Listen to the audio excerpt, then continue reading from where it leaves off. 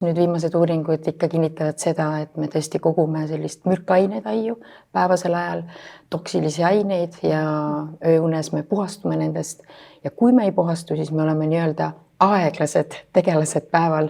See on samamoodi nagu katkise arvutiga või aeglase vana arvutiga, et me peame vahepeal restarti tegema. Räägime siis selle igavama poole ära, norskamine. Aga ma joon enne magaminekut kohvi, ma jään nii hästi magama. Muidugi sa jääd hästi magama, sellepärast, et see on soe jook ja ta kikib alles hiljem. Aga me näeme siis uneuuringutes, kuidas näiteks üle 300 milliliitri kohvi tarbimist, mis sisaldab kofeiini, siis võib tekkida mikroärkamise aju EEG-s. Jällegi, sa ei tea seda, aga sa oled unine väsinud ja siis sa võtad peale järgmisel päeval. Nii et no way. Hästi oluline on see, et keha oleks pingevabalt. Ja no kas või see 1 minut, mis oli ülioluline, võis anda sulle kogu päeva meeleolu. Et see on nagu palju paremas meeleolus. See 1 minut võib olla. Nii et ma ei soovita üldse snuusida, et pane siis maksimum kellaaeg.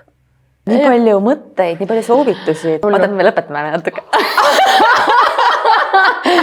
Ma juba tahtsin juba. Okei, toi.